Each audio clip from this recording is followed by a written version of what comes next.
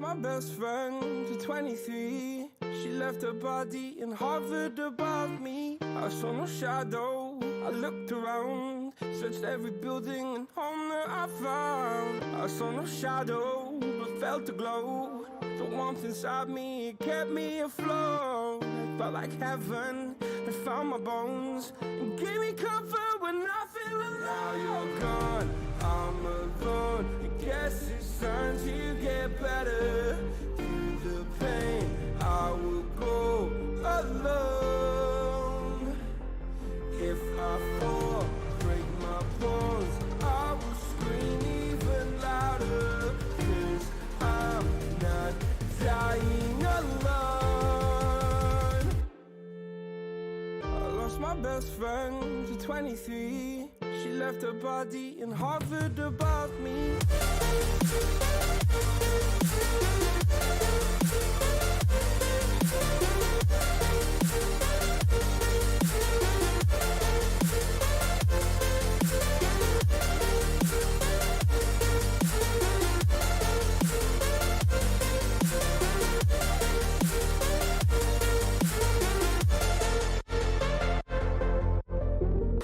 My best friend to 23. I heard the heavens crying above me. They gained an angel, I lost a friend. I felt like dying again and again. I went through hell, stared at death, but I keep fighting with each living breath. I saw no way out from where I stood. Felt like the fire had burned me through. Now you're gone, I'm alone. I guess it's time to get better. Through the pain, I will go alone. If I fall, break my bones, I will scream even louder. 'Cause I'm not dying alone. I lost my best friend.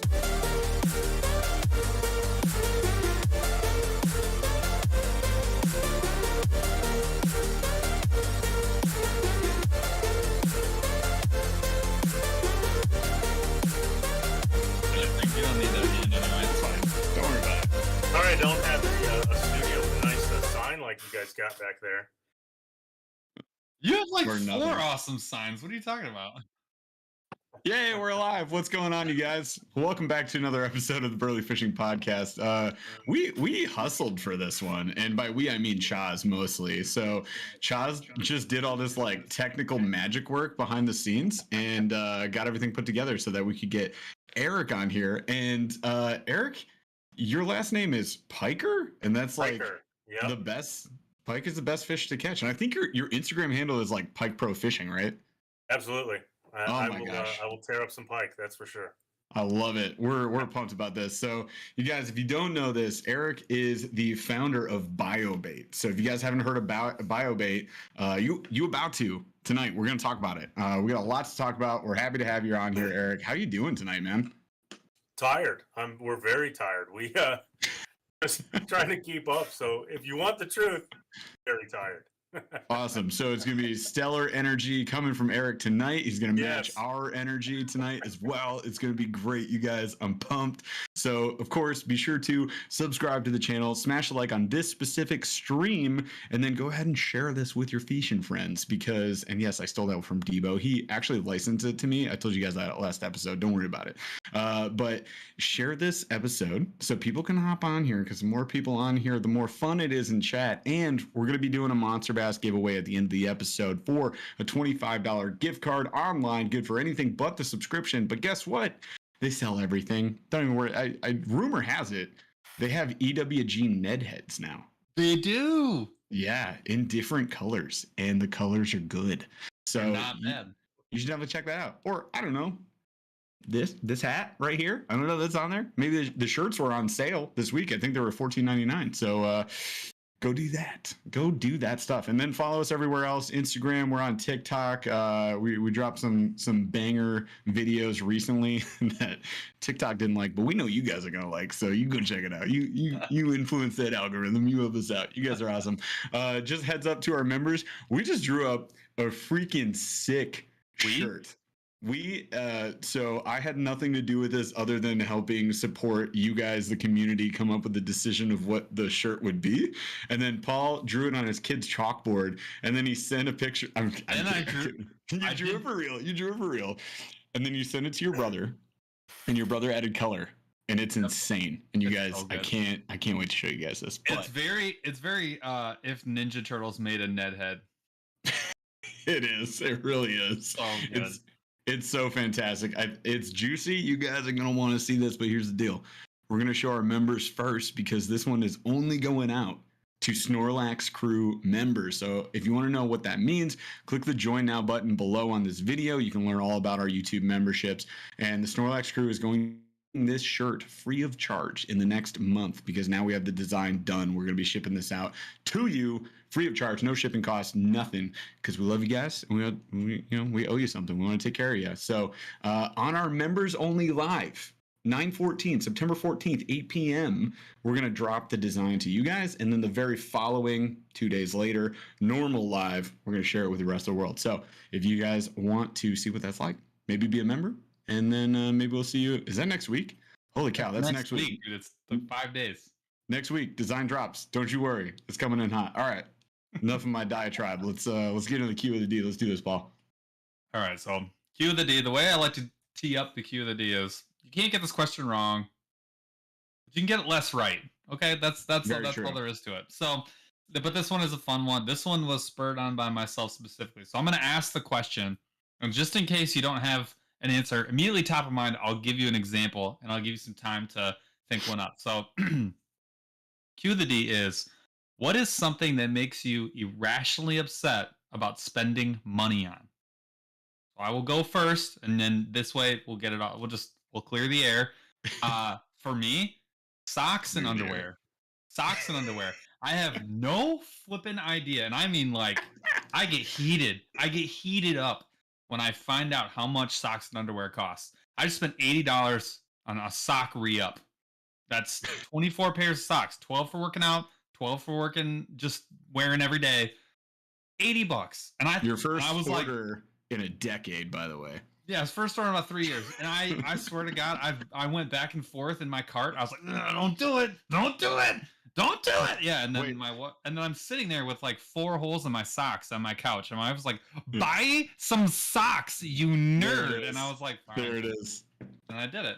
God, it made me so mad. I was like, why? I was gonna be like, what finally made you pull the trigger? It was my wife. Yeah, your wife is sick and tired of your trash, like freaking socks with holes all up in them. All of them, dude. She washes them. She's like, these are done, right? And you're like, no. Still good, still stretchy. They got at least 12 more months in them. Don't worry about it. I got this. Well, that's my answer. That's what really pisses me off when I have to spend money on socks and underwear. It's because you would live in a swimsuit for the rest of your life if it wasn't for Michigan winters. I know that. Eric, what is something that you get irrationally angry about? I would say that I have to purchase, right? That's what it is. Yeah. Sorry. There's a list. There really is a list. I'm very tight with money, so there's a lot of pulls out things, notepad. Yeah, like, hold on. Let me get my list. I got it over here in this filing cabinet. That's number one. All the things I don't like spending money on. No, I think from a business side, I'm gonna break this down into some different levels. I like it. Business side, rags. I know that sounds crazy. No, that's perfect. You would not believe how many rags we go through. It's just you deal with sauce, right? You making worms all day. Yep. Litter and dye. There's just rags are everywhere. Rolls and rolls of rags, right? So that's one on a personal level. I would say batteries drive me nuts. Right? Oh yes, yeah. Great answer. And hay and alfalfa for animals. Oh, you're talking about for the homestead. Yeah. Buying straw and alfalfa mix and stuff for animals. Yep. They eat literally like a horse. So I'm like, I think we just bought this last week, and here I am again. It's the worst. Those are mine. Those are really good answers. Those are great. Batteries got me in a special. You got me there. That's a good one. Who's happy buying batteries? It's not like a freaking not me. No, like, but what are they're you doing Saturday? I'm but they're like re-upping my batteries. they also seem irrationally expensive. You're like, oh, I'm gonna spend $28 on these flipping AAAs. I always go for the cheap ones. I'm like, Yeah, these are Amazon, double dude. A's too, but then they only last like a week, and here That's I am what- buying them again. And you know what gets me? You know where it makes me like the justification where I actually feel okay buying like the Duracells? Freaking headlamp, dude. You ever have a headlamp crap out on you? Like it like or you lose the charger if they're not the battery. See, I don't like batteries that much to where I'm like, maybe I got a thing against batteries. I'm gonna have to explore that further. But I think like the charger headlight ones, you know, the headlamps. Oh yeah. I lose the charger immediately, and then I'm like, I should have got the battery one. You know, it's a lose-lose. Headlamp. Oh man, that's insane. I love it. I would say you always have the wrong battery, right? It's always like, oh, this remote battery died, but this time it's a AA. Next time it's a AAA, and then it's like, oh, 9-volt. And then you get like the dreaded C batteries, and you're like, what? Nobody has C batteries. You gotta go to a Radio Shack. Are those even still a thing where you can get batteries that are off like that? Maybe. There's a real question for you. Circuit City? Radio Shack's still a thing. You know, it's like, you know, Circuit City. Yo, chat, holler at me if you remember the Circuit City commercials where like that red front entranceway would like plug into the ground like an outlet. Yeah, come on. Did those turn into Halloween stores where you guys are too? It's like a national thing. It's like they just turn them into Halloween stores. I don't mean to get hold on. Fireworks. Hold please. I don't mean to get weird here, but I worked for Target back when they moved into Canada. And we actually did what they probably did, which was they knew there's a company going out of business and everything's for sale, as you know, when you're going out of business. That would include the leasehold rights that you otherwise would have to maintain have you not sell them. So they bought the leasehold rights to all, like the Halloween Spirit or whatever those stores are. They probably bought all the lease rights to the Circuit Cities. They're like, you're in the same place as we are. I'm going to get a discount. I'll buy them all. Thanks. Have a nice day. And that's a power move. That's crazy. Man, that was a little too in depth for a Circuit City thing, but I mean, information. I guess. Q of the D is like 25% of the show. Just take this off the rails. All right, so I guess I will apply, and I already told Paul this when we were chatting over the phone this week. But what do I get irrationally upset about spending money on? It is anything to do with my house, like anything to do with my house. And I'm not talking like, oh, brand new HD TV. Like, no, I'm excited about that. That is like a comfort level item of said house. But if it's like molding, drywall, gutters, my roof, I just had to replace my roof. Like, I would rather. Yeah, just no, like no. I'm like okay, borderline with appliances, but when it comes to just like this keeps your house from leaking or from like seeping CO2 into the atmosphere, or having to buy grass. Yeah, like I just did that yesterday. I'm waiting. It's coming in tomorrow. Buying sod. Dude, it is the absolute worst. And rocks. Add that to the list. Yeah. Rocks. Yeah. And I'm like, yeah, I'll take these ones. And then I get up to the register and I was like, whoa. I mean, I don't want all the rocks. I'm like, you guys charging how much for rocks? These are stones. Rocks. We're talking about stones. Just go find these. They come from the ground. Yeah, I get convenience fee, but good Lord. I'm just going to go to a local park. Some rocks. They're not cheap. You're telling me these are stones and you're going to charge me how much? You just go to the city park with like a shovel and a bucket and you're just like filling up the gravel road. You're just like, no, you don't need these. Sod cutter just like, no, it's fine. It'll grow back. Don't worry about it. Put some seeds down or something. It's got good roots. You know, it's good. I got a place for this. Don't worry about it. All right. So real quick before we continue on with the show, yes, there is actually a show. Grant Allen, thank you so much for joining the Burly Bunch Elite. Welcome aboard, my friend. And if you didn't hear me, for a couple bucks more, you can be a Snorlax crew, and I'll send you a T-shirt. So just heads up, just think. But right now, if you don't know, you just gained access to a whole bunch of really cool emojis that Paul's brother made. So emoji away. Anybody in chat? I see all you members in here. Anybody in chat with those emojis? Hit them up. Drop those Snorlax emojis. Let's do it. There are a lot of BF logos floating around the screen. There are a lot. There they are. Making me really happy. Yep. I dig it. All right. Rolling on. Let's hit them. All right, so we're gonna move on to the show meet, like stage 2.5, stage 3. I like to start this one the same. We have a lot of guests who do the fishing, right? And so you're an avid angler. How did you get into fishing? Like where did fishing make its entree into your life? It's a good question. I think being from Colorado, it started trout fishing naturally. Old school worms and a bobber. When I was a kid, I used to go with my dad, and then we went fishing quite a bit, and we'd take road trips, and I just kind of loved it. You're out in nature, and it was kind of peaceful. And that's not how I fish anymore, by the way. It's not peaceful. It's very, very strict the way I fish, I guess. But I still like, doing the bobber fishing, bringing it back to the roots sometimes. But nice. That's kind of how I started fishing. And then I met Tyler, one of our partners here at BioBait. And we've known each other since we were like 13, 14 years old. We started bass fishing and just really fell in love with fishing from there. So that's my story. That is the most abbreviated this is how I found fishing story I think we've ever had in 80 episodes. Congrats. Boom. We did it. Sorry. I'm clapping over here for the fam. So I don't have a story that's like, I went to the lake one time and it touched me. I don't know. I liked fishing and I went, hey, this is something I'm going to keep doing, No, I love it. I love it, man. It's very real. I appreciate it, truly.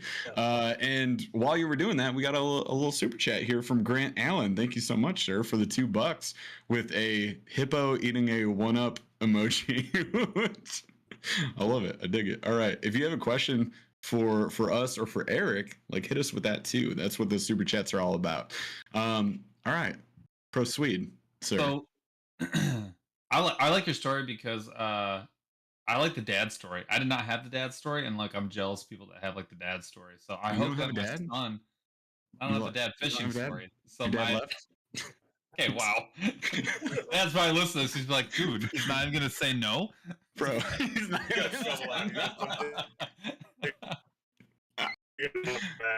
That's terrible.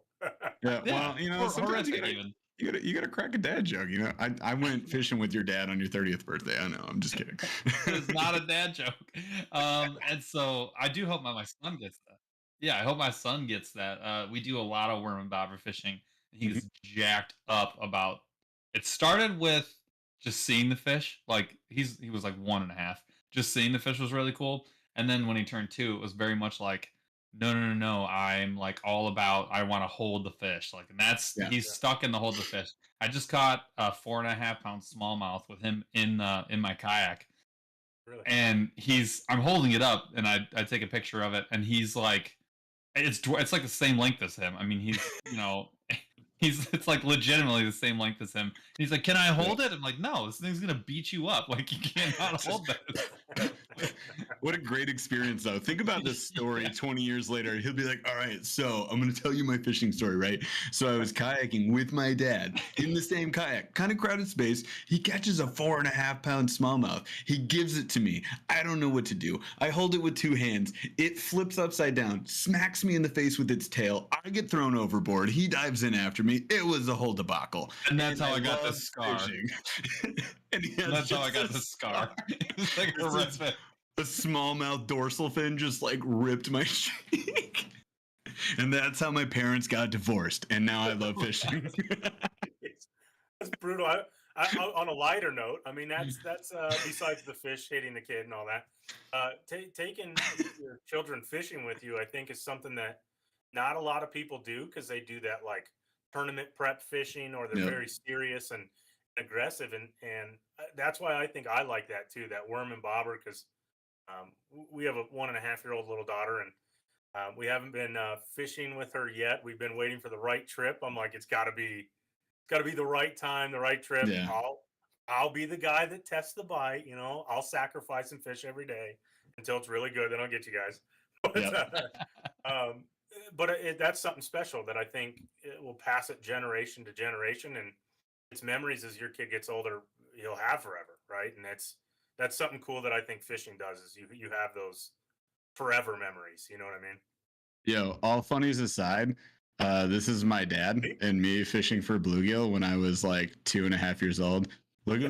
First of all, look at the shorts we got rocking right there. Look, my dad's shorts are like the smallest yellow shorts I've ever seen. I'm currently wearing yellow shorts like that right now. Oh, nice. No, I'm just kidding. He's like, they're even shorter. Yes. So real quick, you guys are hammering us in chat while we were going down this crazy route right here. So I appreciate you guys so much. Army Outdoors 88N, Ralph, my friend, thank you so much for the super chat, $20.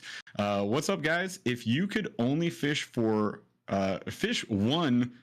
for a year, would you pick lake, river, or pond? I see where you're going with this. So if you could only fish one of these for a year, lake, river, or pond, what would you guys do?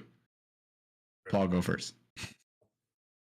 No, Eric, go first. No, Eric already went, and like, we have. I'm holding off. I'm holding off.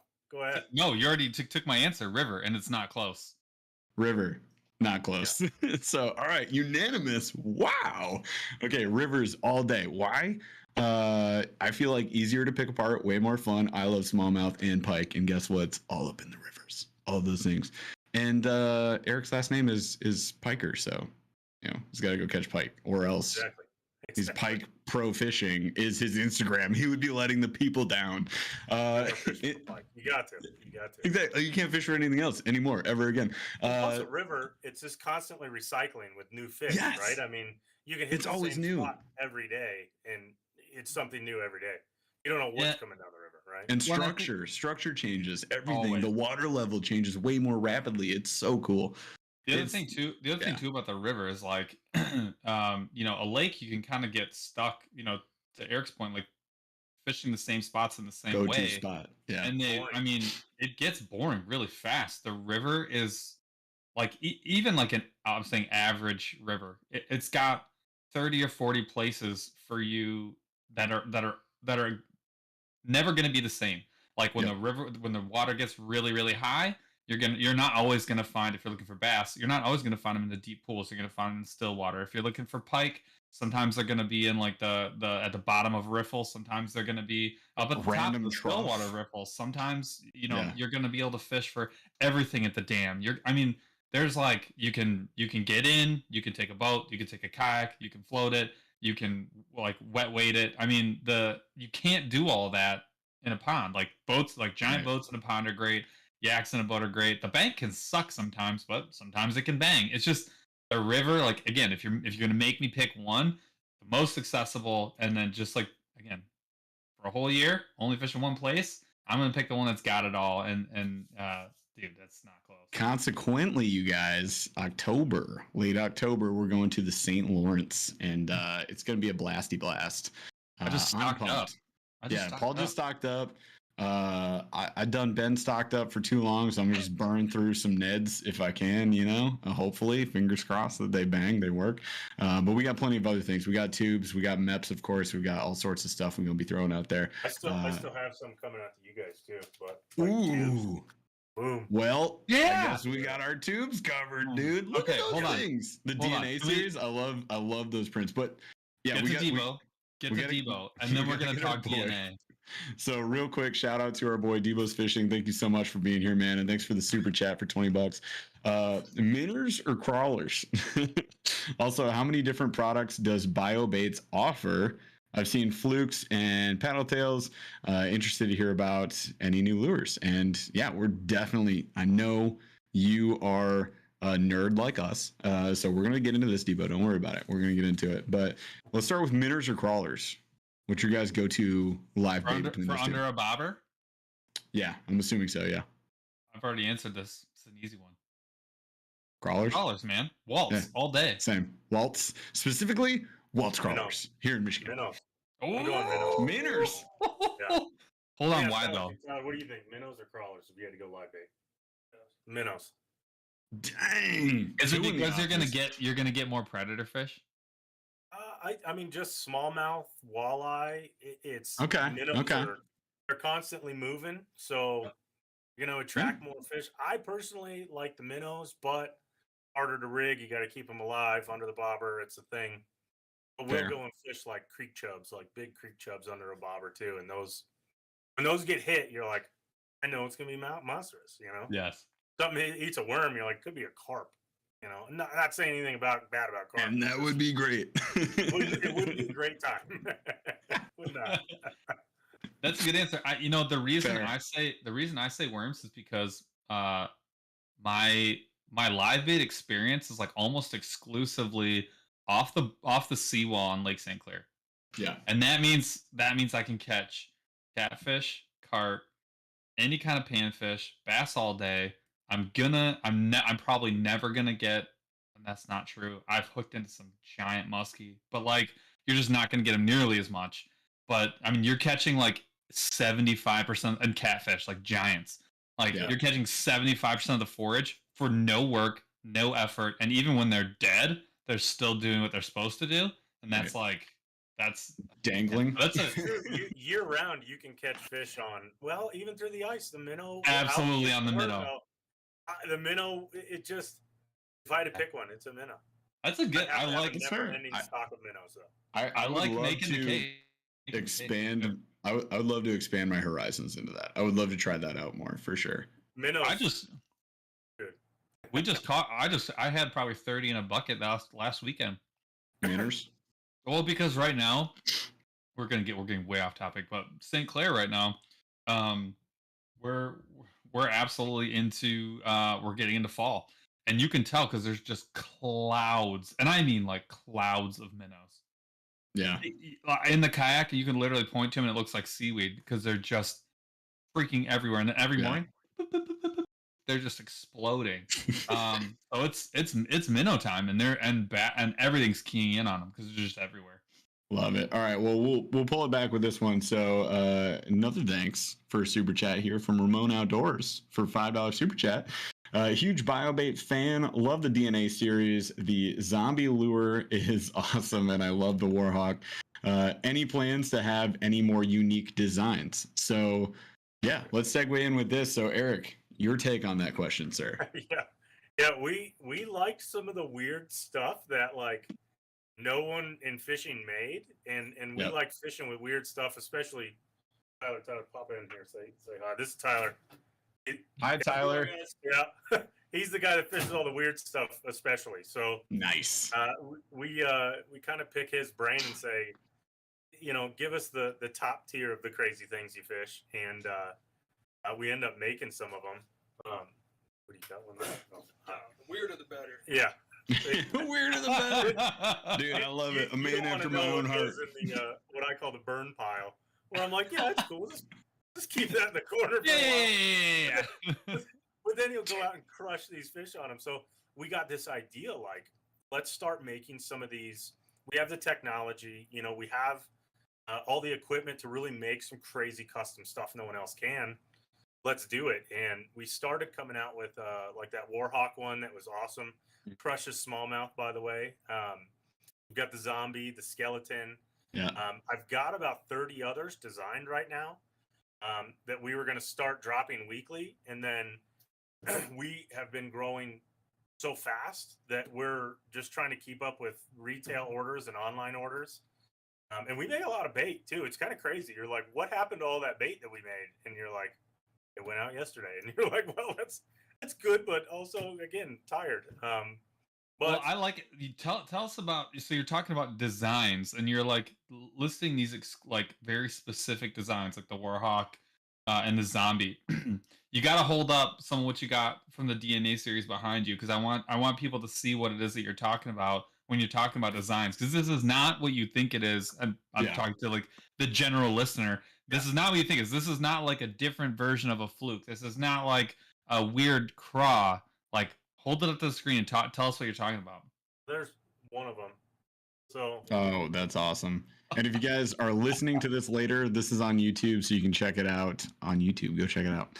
I don't know if I'm shaky, if I got the yips. Sorry, I've been drinking a lot of coffee. So. If I look like Muhammad Ali up here with this thing. How does this look? Yeah, it's not good. That was brutal, by the way. That is. But he's holding up these like printed pattern onto their proprietary hyper realistic. I'm using the word plastic loosely. They're soft plastics. I mean, these are legitimately, they look like they came right out of our printer, these designs. Yep. They're like a tattoo that was like done 2 days ago. Like that's how fresh these look. I mean, The these skin look like is they came out of raised and stuff. they look like they Yeah. came out of a The printer. Warhawk. The Warhawk's so dope, dude. Oh Yeah. my! I just want to This catch thing, something on look that. at even That's the sick. tail. Oh, this is our test one. Yeah. No, we normally don't show the test ones, but it's got with the other ones. Too late. It's out there. Too late. Show the world. Yeah. Screenshot. Everybody, Do we have screenshot. any in the other room of those?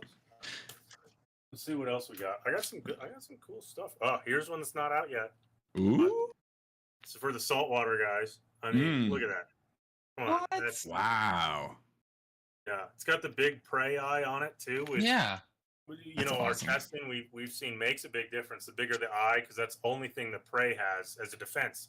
Is Yeah. to see, so it can swim faster, right? Yeah. So it can get away. So bigger eye, anything with a big eye on it normally gets crushed a lot quicker. Yeah, so he's holding up like Yeah. the first one you held up was like it looks exactly like a salmon. Like you put a soft plastic through a printer and printed on a like salmon skin right onto it. The Warhawk looks like an old fighter jet.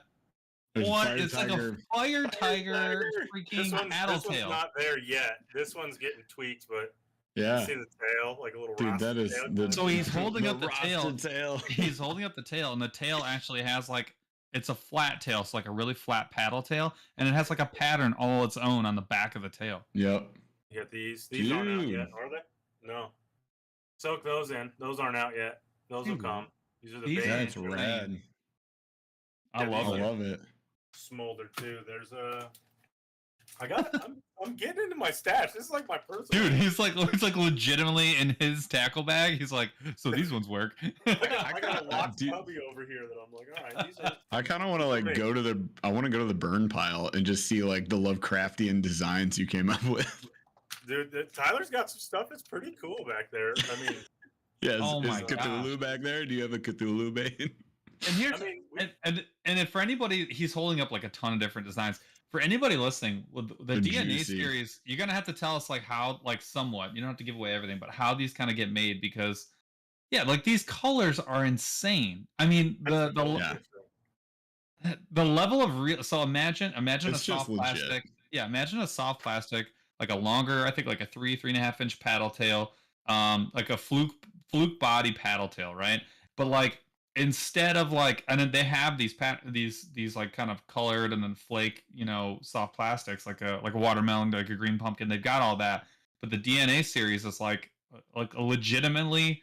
It's so realistic because the way that they're manufacturing these patterns that you're seeing, go look at them on the website. Like it's almost hard to, you can't describe how much color is imparted onto these things. They look like legitimately they came out of a printer. These patterns are insane. Like you really do need to go look at these if you're just listening to this as a podcast, because it's hard to explain like how much realism you get with that DNA series. Yeah, And you're they missing smell out. like fish, too. It's got the you can't help but smell. It's like a habit. Sorry. That's right. Yeah. I gotta shave a lot because I get that fish smell. It's like it's awful. It's Ladies love the it. right Love it. smell. So I'll show you too in this for whoever's watching this. You get a lot of stuff you'd think like if you were to paint something like this, like the guys who hand paint, and that's kind of where we were inspired is Yeah. those guys that'll paint crankbaits with like an immense detail, but then they're like $100, and you're like, God, I really want it, but I Yeah. gotta buy batteries, right? That's the thing. And you're like, yeah, I gotta pay for that, right? Those So, C's and those 9 volts. Oh man. yeah, Can't do yeah. it. So then you're like, maybe not. But so we wanted to figure out a way to do this robotically, where Yeah. we can have that level of perfection and duplicate it by the tens of millions. And that's what we've spent way too much money on, right? And way too much time. Yeah. But again, we're fishermen, so we're very neurotic. We have to have it precise, exact. If it's not perfect, it doesn't hit our shelves, right? So Mm. we spend a lot of time on A, the formula, and then B, the imaging and the process. And you can see here, I mean, it's not That's insane. cracking or tearing. It's almost tattooed on there, right? So that's something that you're not gonna find anywhere else, and a lot of that has to do with our formula. There's no plastic that looks like this. Yeah. There's Yeah. just not. There's not. I've not seen It really stands out. It's something, I'm telling you. Sorry. Well, no. Again. And he's talking about different. this. You're talking about the smell though too. Like, so I have the first time I encountered you guys' plastics was the leech, the pink leech, which is in. You got the pink? Oh yeah, jelly. I got the pink. I had black. I've got the little pink. I got the little pink. I got the little pink ones, and I got the longer black. We use those. We use those ice fishing actually. We played around with that, and they were pretty solid. But yeah, the fish oil infused, right? Like they have that very fishy scent, which is good attractant and like helps fish hold on, right? I mean, they bite onto that, they're gonna hold on a little bit longer. It's the power bait method, right? Yeah, I mean, we're pretty nerdy when it comes to scent. I think we kind of study it a step above what most people do, and I think if you look at what's out there, it's like garlic or salt or these different things that mask the smell of plastic. You know, when you get a bag of an unnamed brand, whoever it might be, and you smell it and you go, kind of smells like an inner tube, right? It smells like plastic. Plastic, right? With ours, when you smell these, it's a plant-based material, so it's natural. When you smell it, it's natural. It smells like nothing, essentially, right? And that's the same thing fish smell. But then we add fish oil to it that has a properly balanced amino and bile acid to it, which those two things have to work hand in hand to trigger a fish to strike, right? So you have bile acids, essentially like a fish poop, right? But there's different scents in that to where if they smell that in the water, another fish, they see this thing going by, and they go, okay, I can smell fish poop. Normally, when a fish eats, it poops pretty quickly after, right? So when they smell that, they go, there's competition in the area. That triggers them to strike. When they do hit this or come up and nudge it, like a lake trout would or something like that, they'll nose it around, or even bass will just suck it in and spit it to test it. They're not going to taste any of those foreign smells or tastes, and then they'll come back and they'll hit it. So that's one thing we've noticed growing up fishing regular plastic and then switching to this is if you do get that soft hit, it's normally followed up with a hammer because they're testing it. And we've in Colorado, we've proven all of our stuff, our formulas on arguably the hardest fish to catch. Lake trout. Their nose around a little bit. They'll test the scent, the taste, and then they'll take it and run with it. So anyway, don't want to go too far down the rabbit hole, but we spend a lot of time on scent and making sure that that's an actual big deal. We're not just masking a plastic smell. We're actually that's awesome. Bringing it to a new level. Yeah. No, that's legit. That definitely brings something new to the table for sure. So real quick, I want to kind of like jump back to Debo's question before we dive deeper into the DNA and the other stuff that you guys are offering. So what is like the plethora of plastics that you guys offer? What are the different items that I could expect to see like on your website? Currently we have swim baits, switchbacks. It's kind of a fluke style body. We have Senkos, tubes in a 3.5, I believe, and a 2.75. We have grubs. We have leeches. We have synthetic eggs, like a salmon egg, that are, I mean, those, yeah, it's a must. It really is. You talk about fishing worms or minnows or a synthetic salmon egg, I'm going to go with our salmon eggs personally, but that's just me. Nice. Hot take. Yeah, you can tie them in a knot, make a little egg sack out of them too. They're very thought out. For ice fishing, you can run them like a little like a worm. They're a must. But for like a couple bucks, I mean, they last forever too. I mean, these things are indestructible. So, and then we have little tubes. We have what am I missing? Senkos. Yeah. We have a 5-inch craw that's a monster. We call it the Americraw. And and then it is like burly too. Like that Americraw's got like the freaking claws that like come out. It's like, what's up, bud? Homeboy's juicing. Yeah, it's got the bonds going on. Berry bonds. There's a small reference. Love it. It's home, but I got you. It's home. Yeah. Get it. Oh, yeah. You're a father. I'm a father. I man. think we've got a couple different things that we're working on. We really want to hit the saltwater market pretty hard. So we're working on a couple shapes there that I think um, are needed. And it's kind of an increase on a market that's kind of there, except our stuff never dries out and it's stronger. So if we have better shapes, better details, better action, better scent, with eco-friendly, I don't know who would beat us. I don't know why you would buy anything else. Well, there's two things you're missing that I think a lot of bass guys are gonna be excited about. So, Senko's was kind of the second place that I saw you guys, and I think we got the green pumpkin, which I loved, and I actually have, I think I still have a bag. And then what I haven't gotten my hands on, but I know you guys have too. I think you guys have a creature bait as well.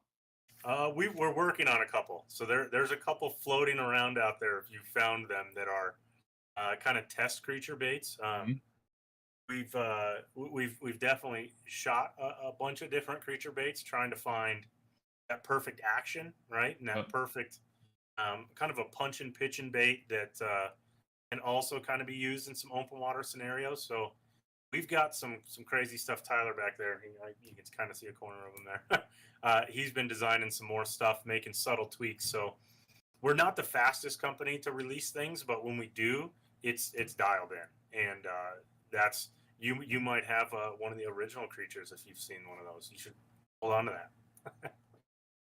I think, and the other thing too is, so we've had some other companies on that have kind of talked about being like fish friendly, right? You know, tell me about. I mean, I'm making the assumption this is kind of how the company got its name, right? BioBait. Tell us about sort of, that's sort of like the foundation of everything, right? Tell us a little bit about like the fish friendly eco. I'm saying eco friendly. It's more like water, like ecosystem friendly, right? Like Sure. concept behind your guys' bait. Yeah. So I'll start out from, I guess, kind of where it started is, we as anglers, we got sick of, like, if we'd harvest a fish and we'd cut them open, clean them, we'd notice that they'd have stomach full of soft plastics, right? Especially lake trout through the ice. I mean, they just sit there and eat stuff off the bottom, bass to it. Everything does. So Yep. that was like, we got to find something that fixes that. That's growth. Point where now their stomach's full of plastic, it expands in their stomach, they can't pass it, ends up killing the fish because he can't eat anymore, right? So conservation first for us. So we started looking up different plant-based plastics or biodegradable plastics, things that we could use for the fishing industry. And we actually found this article. What was it in, Tyler? The Meridian Star or something? It was down in Mississippi, which is crazy. And I saw it and I was like, I got to go explore this. And that's when I went and met the guy who originally came up with the base formula in Alabama. Did a deal with him to bring it to market. And then we've been slowly kind of tweaking on that since the beginning, kind of perfecting it to where we get more and more plant-based, more and more eco-friendly. And we've got some studies now that we've been working on that are, I mean, unmatched. It's the, lack of better terms, the holy grail that we've been looking for. We found. So we have our formula now that is better than anything on the market. And for us, if it's not the best thing that is possible in the universe, right?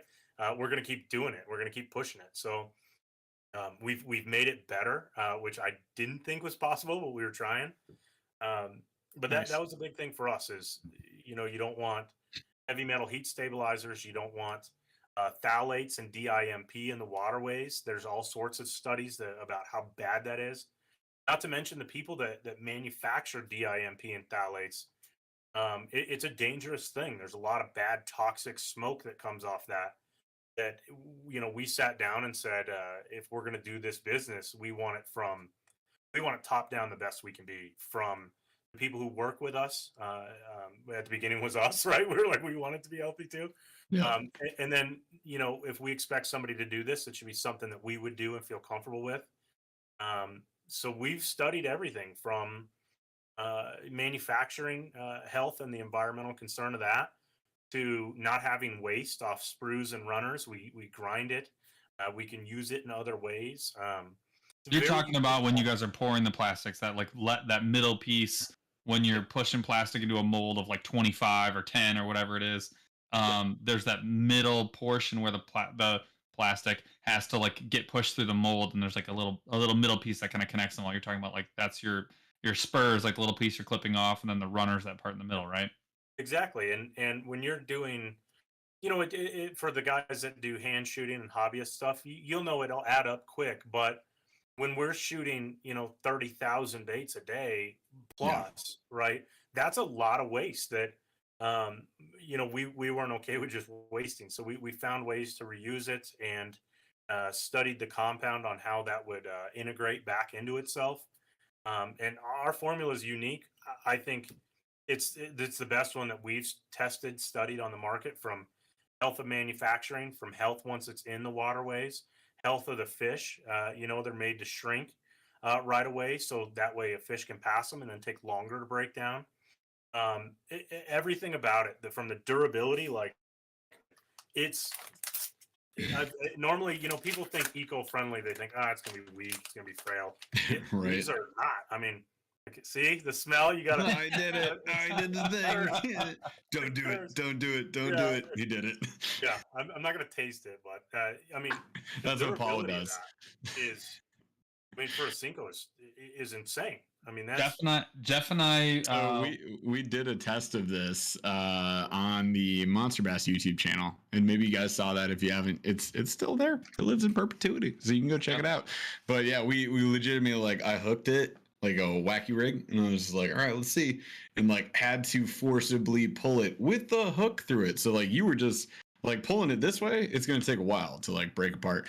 But throw a hook through it, yeah, I mean, it's still going to last like bite after bite after bite. So I was personally impressed. I mean, part of the reason we're talking right now and that it was so fun hanging out with you guys at ICAST too, was like we had tested that out. We're like, wow, like this is legitimately impressive, man. So yeah, durability. And that's, again, we wanted the value, again, like the battery comment, right? If I got to spend money on something, that would probably be one of my other pet peeves back in the day was, I'd get a bite or I'd catch a fish and my Cinco would go flying off. Later, nerd. Yeah. You're like, that was $1. You're like, that's bye.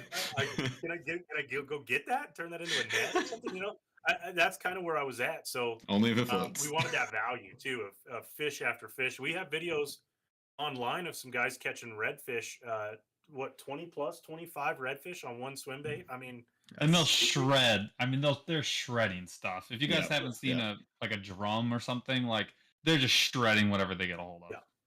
Yeah. So from durability, it's the best formula on the market. And I'm not saying that because I'm biased. If it wasn't, we would just be right back to the drawing boards. We wouldn't even be here right now, right? So I think making it better and better.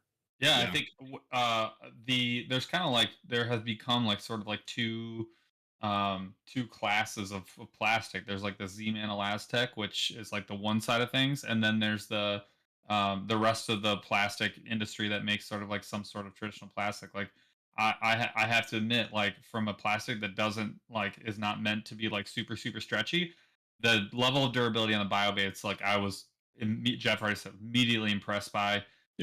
Because it like gives enough to where it's not ripping, but it's also not getting waterlogged, and then it maintains its shape enough to where like it's doing what a not stretchy plastic is supposed to do, which is it's not shredding. And I mean that makes it super durable. Like in that class of plastic, like you're up at the tippy top in terms of durability and getting the most out of that plastic. Yeah, and we're experimenting with like some salt stuff too. That we're going to be coming out, so we can have some heavy baits too. A line of things that we're working on. That when you take a heavy salted bait and you rub your thumb on it, it kind of melts and discolors. Yep. Ours doesn't do that. So there's a lot of advantages to where if you're getting some of those bites, toothy little smallmouth, next thing you know, your brown is now like a whitish brown, and those kind of things drive me nuts when presentation is everything. And that's again, I think where the value comes through for our formula. Well, like for tubes and stuff too, man, like having that salt in the tube, that's kind of a big deal for a lot of guys. Like I know people who like live and die by a salted tube, and like yeah, having that as like a heavier tube and using less weighted hook, like absolutely be down for that. Yeah, and 100%. we were actually rated, what was it, 10th or 11th best trout lure of all time. Our first like 6 month in business, and we were beating like the jointed Rapala, and we were like, Ooh. Hey, with a whoa, ticket, like a one tube. I was like, hey, and that's when our marketing budget too was like $6. I was literally gonna say $6. Yeah, Suck it, Rapala. Yeah. So it's the values there, and the fishermen that fish our tubes, especially lake trout through the ice. Yep. I mean, they are so durable and so tough. The only way you're breaking up our tubes is to lose them in the rocks. They are.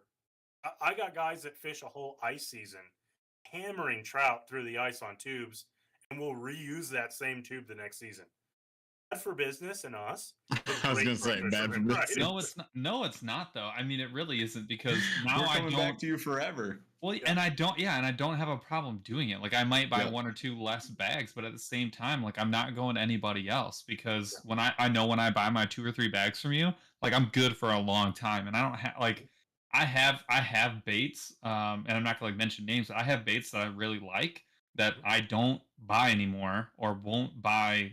I'm just not gonna buy them because they will legitimately last like one fish, and I'm like, and they're not a bio bait where if it ends up in the water, I'm like, dude, something's gonna come along and eat that, and that is a problem for our fish. Like, or when it breaks off, or when I lose that fish, it swallows whatever it is, and I'm like, well, that's even worse because now I know something ate that. And it's and I've said this a couple of times on a couple of different episodes, but like when a bait like this comes out, if it fishes well, right? If it fishes like to my expectation, that I legitimately have no reason to go buy a different Senko. Exactly. If you guys are making a watermelon, like a watermelon or a green pumpkin or whatever Senko that I want.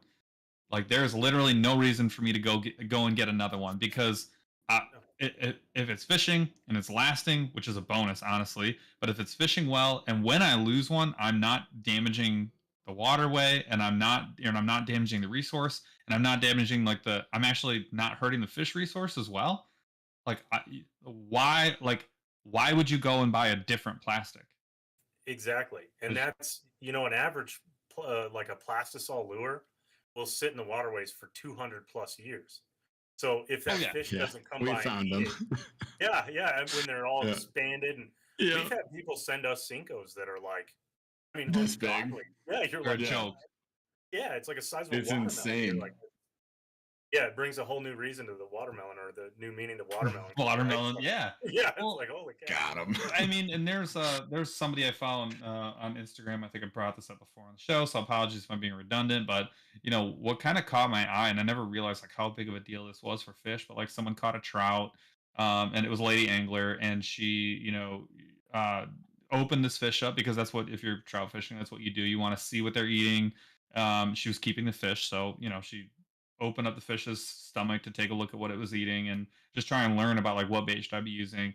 And you know what she found? She found like 4 or 5 either pieces or whole Senkos, and they were gigantic. And that fish was completely engorged. Like she took a picture of the stomach, and it was like there's like the fish, and then there's like this giant log of belly where those Senkos were. So it couldn't pass the Senkos. Like dying anyways. Yeah. No, it was literally dying because it also couldn't eat, and then it couldn't chase anything anyways because it couldn't move.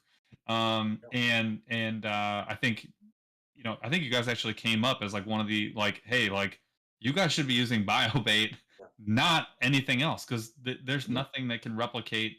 There's nothing else out there that can replicate this. Yeah, I mean, go ahead. I was gonna say, I think everybody in the chat right now has found a freaking lure that is engorged, like a plastic that is engorged. Like I just did it. I went with the family to Dundee, Michigan. We had like our biggest Cabela's, right? Which is pretty big for Michigan. But we went there, and I went and fished the River Raisin and fished the dam. And like, what did I catch? Multiple lines with curly tail grubs on it. All the grubs were like gigantic because they're just like Zoom grubs or whatever, just normal plastisol baits. So yeah, I think everybody on here, you probably done this. You probably found them, and if not, I think it would be like pretty insane to just like put on some goggles, go down in your home lake and pick up some lures. You're probably gonna find it. How many plastics have you lost? I mean, how many plastics did you lose this week? How many did you lose this week? Right, like. And then magnify that times the number of people you see wherever you fish, right? Oh, yeah. And we've done studies on that based on the average angler percentage-wise that'll fish a soft plastic versus like worms or minnows. And then we say, okay, what you look at that by how many fishing licenses are sold, percentage of those people that would use that plastic, and you say, okay, over the course of a 50-year fishing career, right? What does that look like? How many metric tons is that? And some of the studies we've done are, I mean, they're sad. It really is, because you lose a Cinco or whatever it is, and you go, okay, well, I mean, it's just a Cinco, but how many people do that to where now you're leaching all, depending on the formula, you're leaching all those chemicals, the DIMPs, the phthalates, they're now in the waterways, and are now, if a fish eats it, are now leaching into that fish. So when you eat it, you're containing that, right? And you look at if you look at the amount of surface acres that there are in reservoirs by the metric tons, break that down into how wide and long a Cinco is, you can pretty much cover all the reservoirs with soft bait. I mean, it's really sad, especially when you look at 200-year duration on average.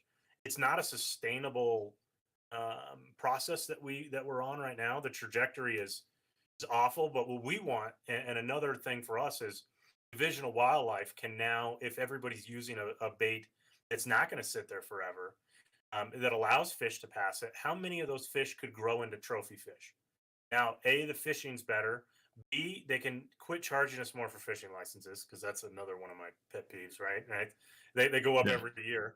But they can use that money instead of stocking and maintaining a lake, but to bring it to a better level of fishing. And I think that again is a passion for us, because when my daughter gets older, I want her, if I'm catching 4-pound largemouth or 5-pound, I want her catching 6 and 7s, maybe 8s.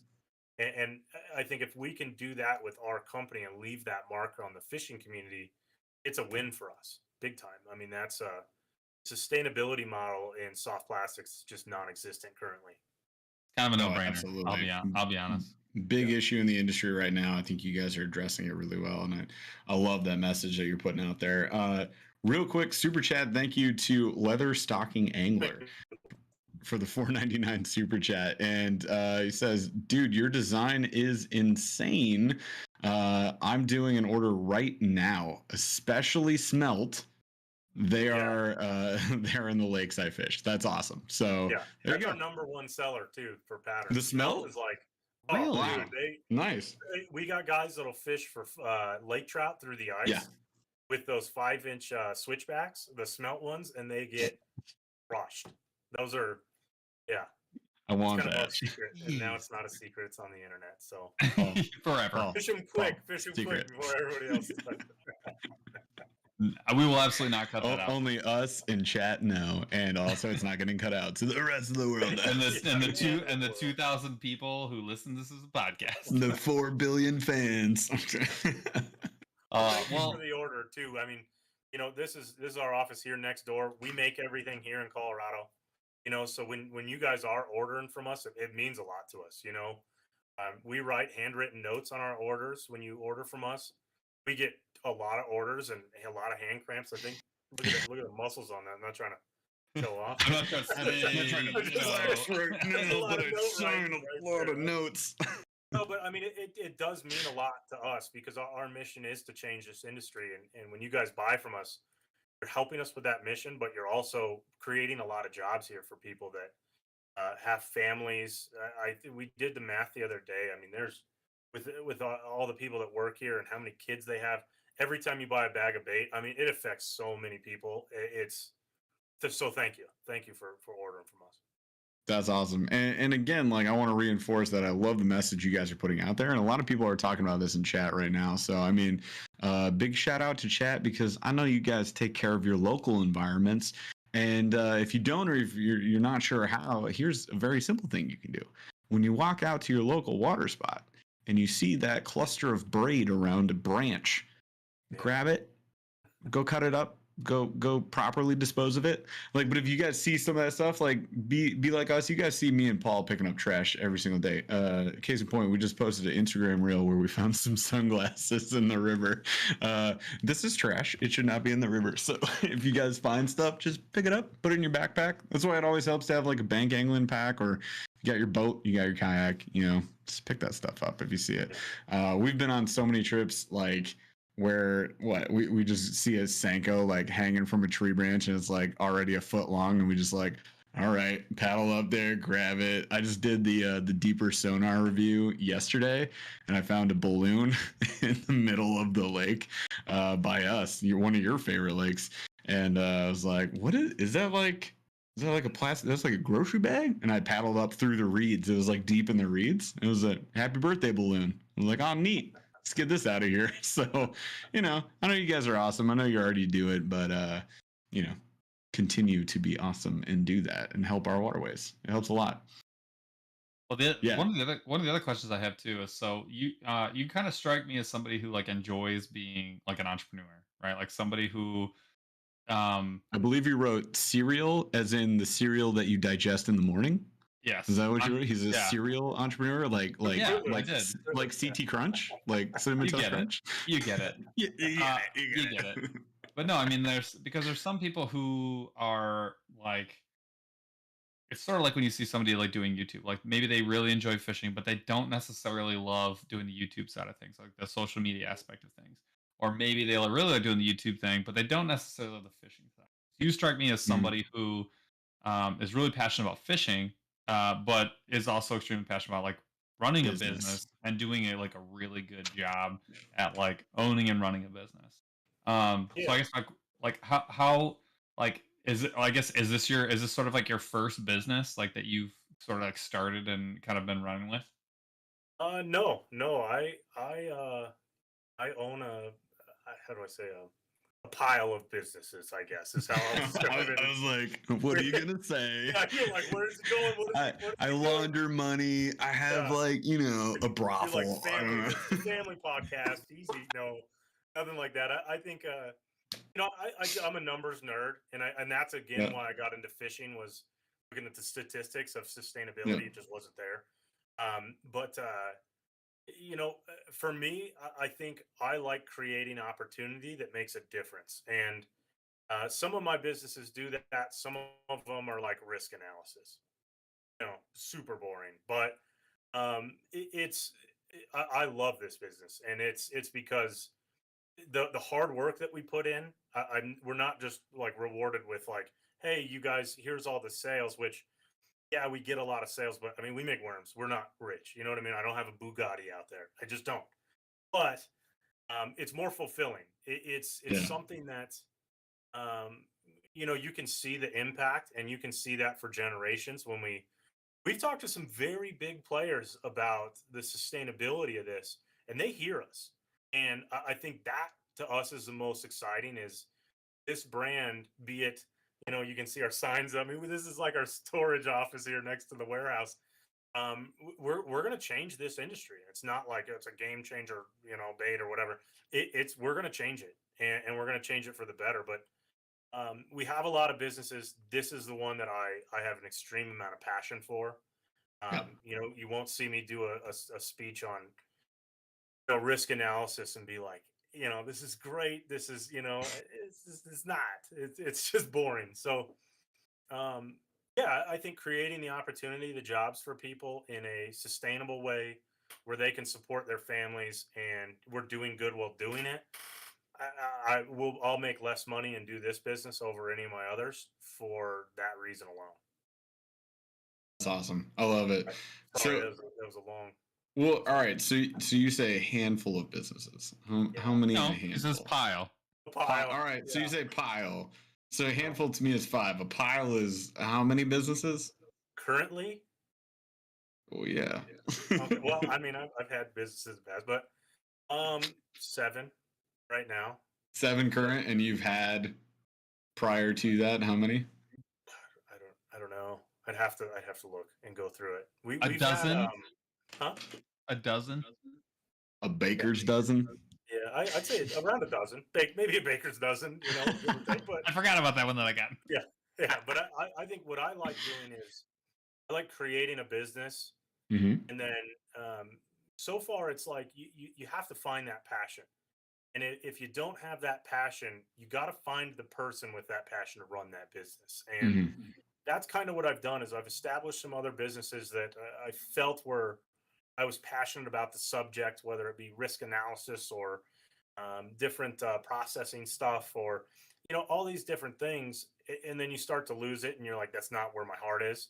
So you find somebody that's their passion. You plug them in place, and that affords us the ability to invest in businesses like this that are my passion. So the way I describe it is I do things I don't want to do to be able to afford the things I do want to do. So that's why we do BioBait. I work to work. Kind of horrible. My wife doesn't love it, but it's my passion. I work these other businesses to afford the ability to do what we do here, and we spend an unreal amount of money on R&D on things that don't work, things that do work, and lately there's going to be something coming out. It's real big that we've spent a lot of time. I've lost my hair thinking about it and and trying to get it. So when it comes out, you guys will know. I think it'll be all over the industry in a very big way. So stay tuned for what we have coming, because it's the big one. Can I ask that we do a deal with Rick and get it in the Monster Bass bag? Because I'm gonna tell you right now, like he's hitting me up about it too. I hope so. Of course he is. Okay, of course he would. He's on it. I'll give you that. There's nothing gets by him. I'm like, are you in our office? Yes. I'm like, did you see that sign? Rafi, turn off the bugs. Yeah, the big fish behind you. It's actually a camera. Just so I was gonna say that's. We had somebody deliver us like this talking trout on a plaque, and I'm like, that might have a microphone in it. Where did this come from? I don't know. Maybe it's Rick. He's got dude. Well, I certainly hope it doesn't come from Pick Ratchery. I don't know who that is. It's not nobody in my address book. Well, address. Okay, all right. I certainly do hope it ends up in the. I hope it ends up in the bag, because again, like, and I don't mean to, like, this is. I'm not trying to just like plug someone who's a big sponsor and who's a partner for Burly Fishing, but I know that you guys have been in the box multiple times, multiple times. And I'm maybe 3 or 4 times. I don't know. At least 2 times. A few times, yeah. But I guess it's like that is sort of like we would not be having this conversation were you guys not in the Monster Bass bag, and I would not have had exposure to you otherwise. Because we got to hang out at ICAST. I don't know if you guys know this, but we hung out at ICAST like multiple nights in a row. Went out to all the parties. It was a blast. Even without that experience. No. I would have chased you guys down. Is that what it is? It's a party? Nope. Is that what's doing it? Yep, that was it. You were fun. The end. He had to watch me eat a burger in like 30 seconds, and it really disturbed everybody. Paul delete a burger and make like 12 people very uncomfortable. Yeah. I do remember that. That was the worst service ever. It was. We were there forever.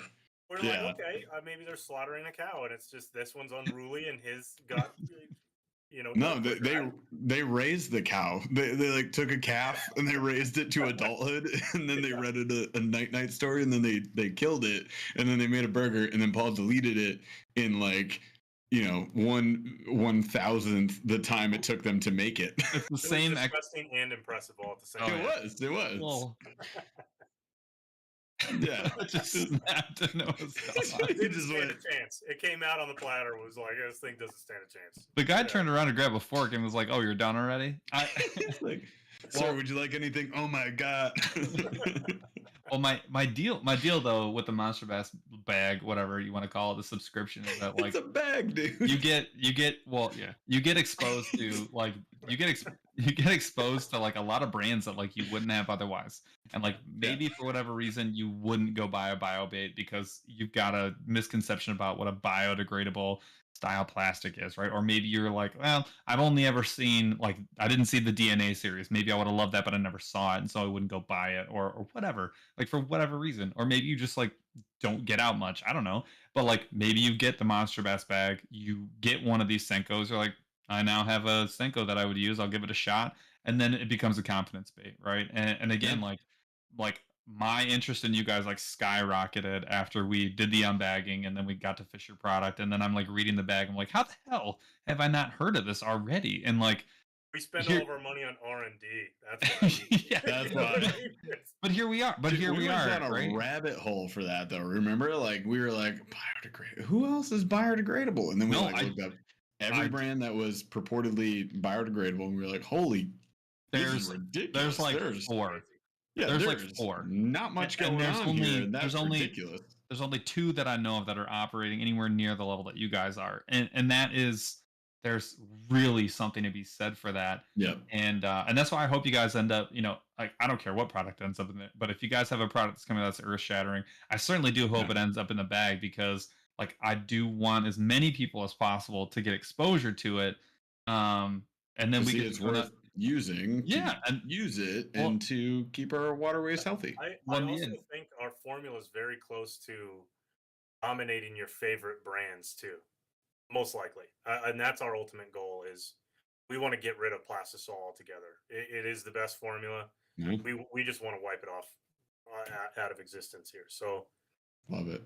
There's some it'll be crazy. It'll be crazy out of our little place. So every time you guys buy a bag from us, I immediately just write a check to our chemists that are in the other room and just say, keep going. So no, but that's how you get something done. Yeah. Like that's how you get something done. You're gonna spend money where no one else will spend that money. Like a Burly is gonna be like, well, I already have something that's semi-biodegradable. They're not gonna go and make it better and better and better and better and better and better and better and pour hundreds of thousands of dollars into R&D when they don't have to. Yeah. And you're just gonna do it because you want to make the best product. Like that is. Yeah, we're crazy. I mean, like I said, I'm a fisherman. I know that sounds weird. Everybody comes in here. Bonkers. That's crazy. Why don't you guys send this on advertising and do it? You guys' formula is good and it's there. Why don't you guys just, blow it up? I'm like, it's doing it by itself, right? Fishermen, if you it's like the Field of Dreams. If you build it, they will come. And at first, when we built it, I remember we launched our site on 4th of July, and we had this we spent so much time perfecting everything that we thought the internet was like, we're gonna put it online and it's bonkers from here on out. Done. Not the case, right? You got to get it out to fishermen. They have to give their feedback, and that's our only advertising. Is we just gave it out to a ton of fishermen, and then the word spreads. That's how we market. Is word of mouth, pretty much. We're seeing that with a lot of brands, especially nowadays. Like that seems to be happening like a lot more. It's moving beyond just the pros. Like, oh, you saw him fish it in the Bassmaster Classic. It's like now you got to get that thing. But now it's like, oh, like your buddy fishes with this, or like this random dude on YouTube fishes this thing. I'm like, I'll try that thing. It honestly, like having done this more and more and more, and by this I mean like the whole YouTube / social media fisherman whatever thing, running a show, whatever you want to call it. We do all these different things, like creeping further and further into the industry. Like what I find is that I will stumble across things that become like my favorite bait. And it's not from walking into a store and seeing an end cap, and it's not from I don't know, watching Sportsman's Channel and having the ad come up. Like that is not how I'm finding things. Like honestly, my last like earth shattering, like fish changing baits have come from this show and being like, what is that? And then having someone come on the show and then doing all the research and then being like, holy shit. And then all of a sudden, like now, these are like now they are the cornerstone of like the bag that I bring when I go fishing. And it's totally changed. Like I could when I go to our cottage on Lake St. Clair, I bring one bag of plastics. It's got like 6 different things in it. Like that is it. And I don't need anything else. Like, and it's just, it's because like someone stumbled across it, or someone else came on a show and talked about their stuff. I was like, oh, maybe I'll go check it out. Like 3 days later, I'm like $400 order. Go, like go. Yeah. Um, That's how we do it too. But here's a plug that I'd like to plug for one. We went down and saw rain suits. It's not bait. I know this is weird, but we just Tyler's going to Alaska with a couple guys, and we went when we were at I think ICAST, or it was the Bassmaster Classic. We saw Striker's new stuff. Have you guys seen their stuff? The Striker. the suits. I've got some Striker stuff, but yeah, I've seen. Yeah, we got the ice suits, and they just came out with this like breathable, like waterproof stuff. I mean, I was like, we were talking to him, and he's like, I'm like, I'm not asking for a discount or anything. Like, I'm like legit, I want to buy that. And I my point is they're really cool, really awesome. They're expensive, but they're worth it. Yeah. But my point is, they're a group of guys, kind of like us, that they're like, there's something out there, but we can make it better. And they spend a lot of time and a lot of money on research.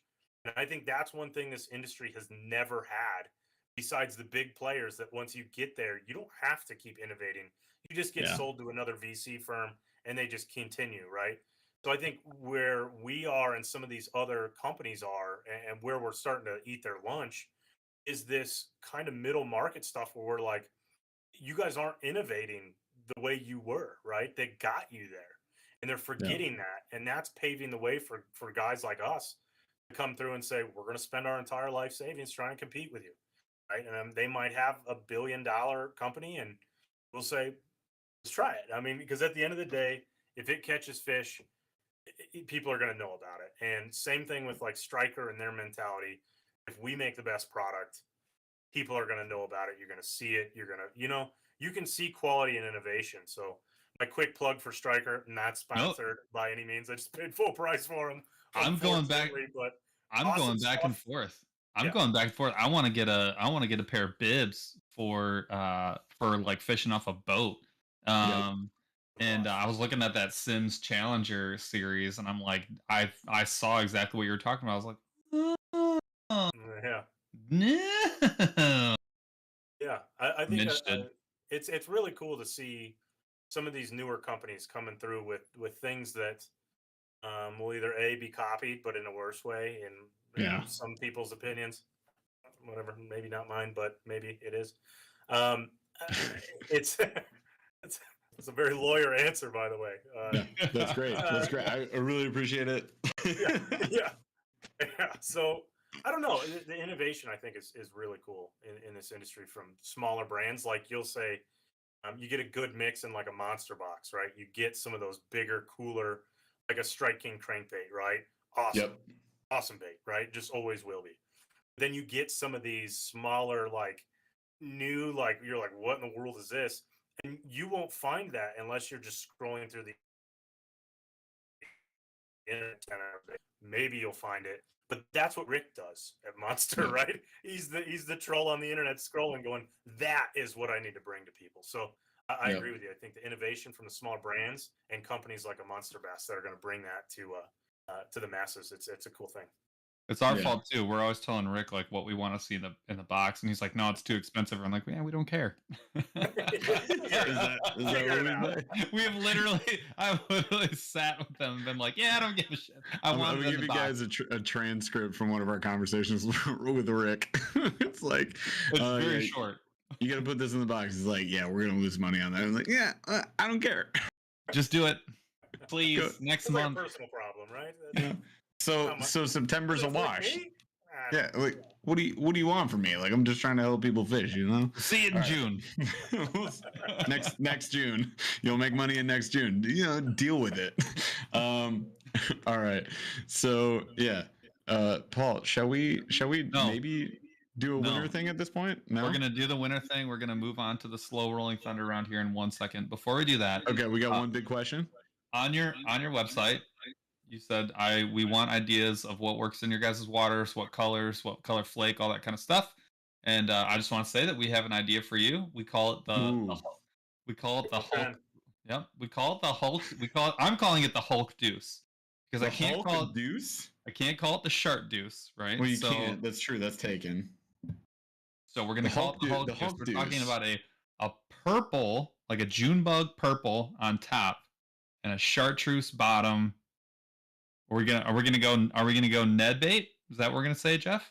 Yeah. Do you guys have a Ned bait? I don't. That's why I'm saying if you're gonna make one, chartreuse I'm gonna say Ned. Chartreuse on bottom, Junebug purple on top. Got to be Junebug, that darker purple. That's actually in our in my secret drawer back there.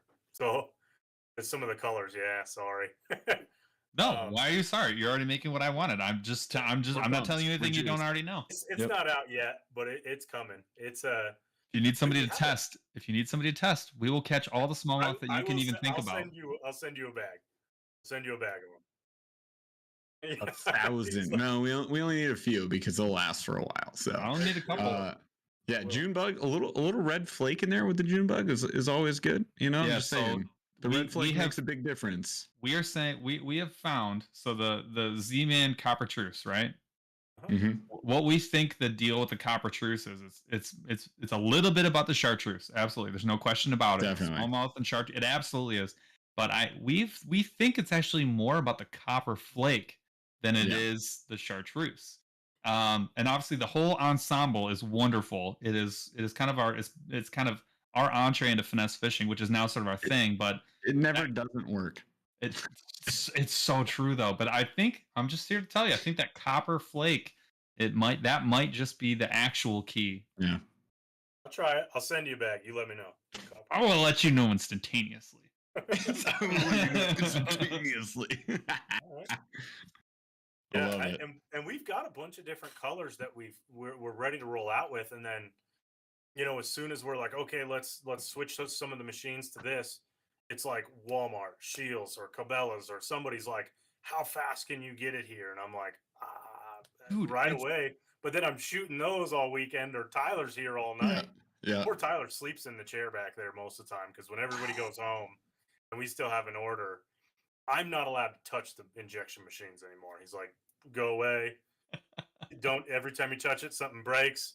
I was like, dare I ask, what is the story here? Yeah, no, I am also not allowed to touch things. Yeah, I break things from, dude, a lawnmower to like a sledgehammer. Like, I will break it. I don't know how, but I will break it. The sledgehammer. Yeah, I mean, I'm not a big dude. You know what I mean? I do not hit the gym, but I just break things. It's like I'm gonna break that. Really bad. Hey man, I get it. I break everything. Yeah. Or I just do. I broke my Hobie. Oh, P.S. I didn't say this at the beginning of the show, you guys. Guess what? Snorlax is fixed, and I'm gonna go pick her up from the Poke Center very soon. It's gonna happen. And also, Fish in the Southeast, stop putting your email in chat. You're gonna get fired, Fish in the Southeast. I'm gonna start showing it. I'm gonna start showing it every time. We love you, but you're gonna get fired. I'm gonna sign. What should I sign him up for? I got your email now. Like, what would be like a really good junk mail for Fish in the Southeast? Farmer, so just like Christian Mingle. Like, I'm gonna create an account for you on Christian Mingle. Oh god! You better watch your back, son. Okay, moving on. Let's go ahead and we're going back. All right, so we're now entering the last portion of the show. This is we're gonna start the giveaway here in a second. So here's how the giveaway portion works. While we are doing the slow rolling thunder round, where we're going to ask our Eric some questions, and we're going to have a good time answering them as in a semi-quick fashion. While we're doing that, all we need you to do to be entered to win a $25 gift card to monsterbass.com, which we will get you after the show via your email. All you have to do is start chatting things. You can chat anything you want, but if you chat something starting now, you will be entered to win that giveaway. So please chat. If you have questions, keep asking them. We'll try and catch them as we can. Obviously, anything that is in a super chat, we'll see and we'll stop the show for. But continue to ask your questions. When we are done with the slow rolling thunder round, we will have Chaz draw a random comment, and then we will announce who that person is. And what we're going to ask you to do is type your email into the chat window. Just press enter, type it in. No one will see it. Only we will see it. And then we will get you. Jeff will not show it, and then we will get you. We will email you that digital $25 gift card. So please If you want to be entered, start chatting, and then without further ado, we're going to get into the slow rolling thunder round. Slow rolling thunder is a new name for this round as of I think last episode. We were finally like, this is not lightning. It's not lightning anymore. This is extremely slow because we just laugh about every single question. Are these quick questions? What am I getting into? They're quickish. Allegedly quick questions. This was supposed to be a lightning round. Give us your first thought. Like off the shiny dome. We wanted it to be that fast. It's turned into something quite a bit slower. So, because we participate. That's why. It's our fault. So the first question is, on your fishing shirts, your long sleeve sun shirt, you're out in the heat, and you got your fishing shirt on. Do you prefer a hood on your fishing shirt or no hood on your fishing shirt? I'm sorry, what? Hood. You like the hood? Yeah, you gotta have the hood. I'm a bald. I thought I was gonna have to start choosing the guest myself from now on, and just before I choose a guest, I'll be like, hey, weird question out of just out of curiosity. Just out of curiosity. Do you like hoods or no hoods? No, Paul and I have a battle. Not all the time. Exactly. Paul and I have been battling for this for 80 episodes at this point, and I'm still vouching for hood is up. Hood is up. How many are non-hood? A lot. Actually, I'm on a run. Like the last 7, it's only been 2. Cutting my senses off. I'm focused in on fishing with the hood up.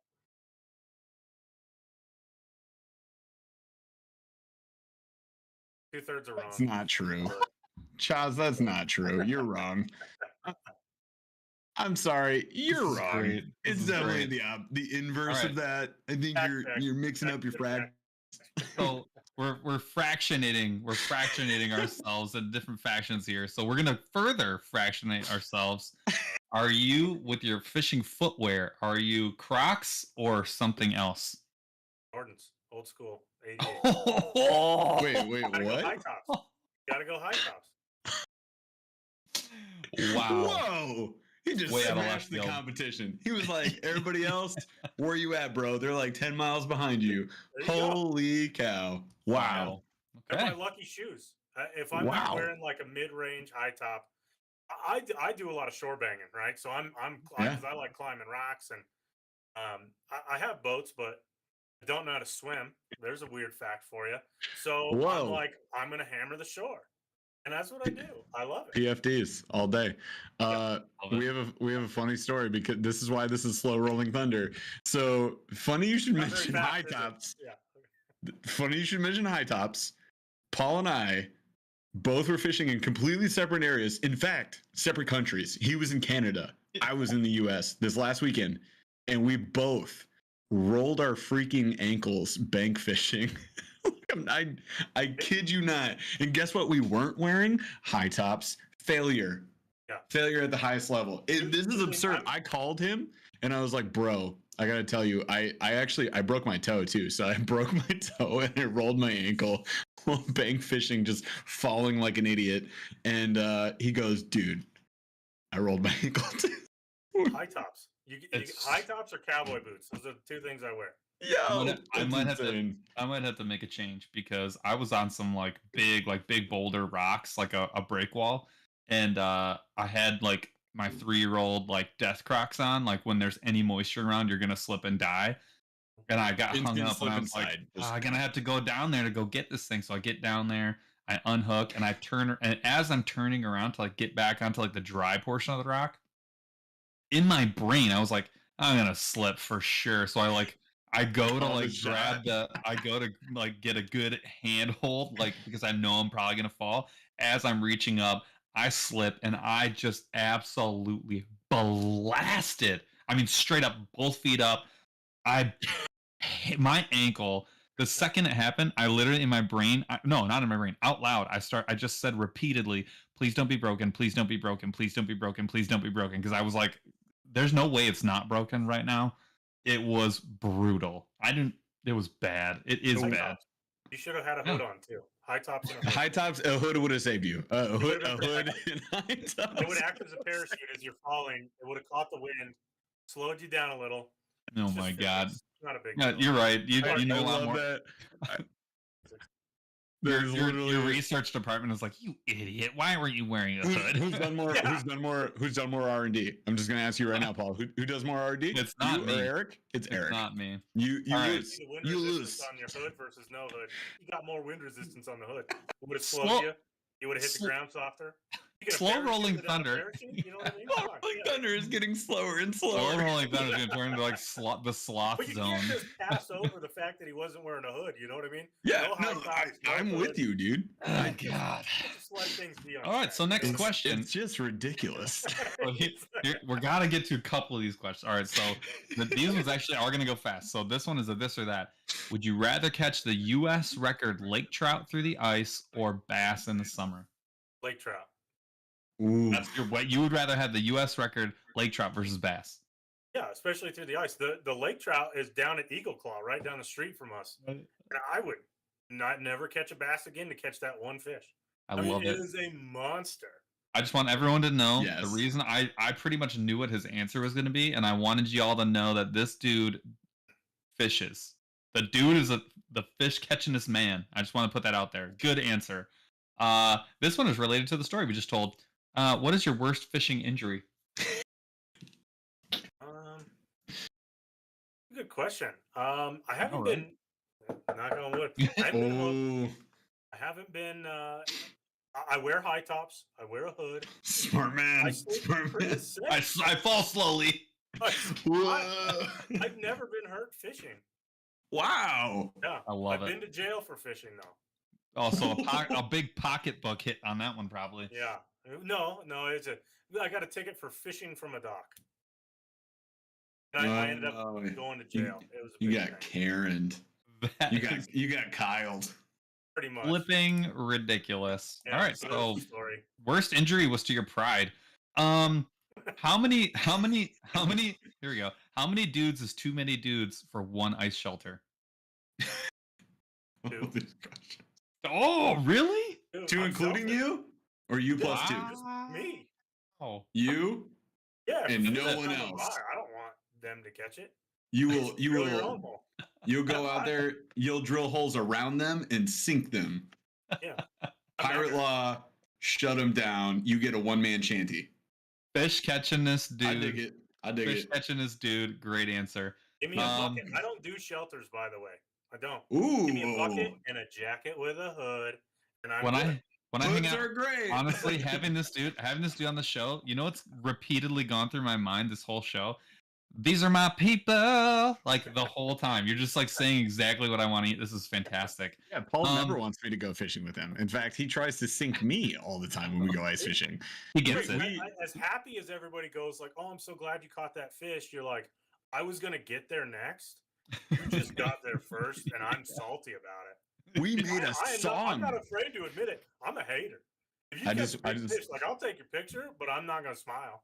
I'm not gonna smile taking your picture. Here's your picture. Good for you, but it's not me, so I don't really care. But that picture's blurry, dog. Yeah, it's just you got the tail in my face. There's your shot. Whatever. I got fishing to do. Get out of here. You're killing my fish. Yo, I love this. Back, figure it out. Do a selfie. I love this so much. Paul and I actually made a song for each other. It's called "Why Can't You Be Dead? Why Can't You Be Dead?"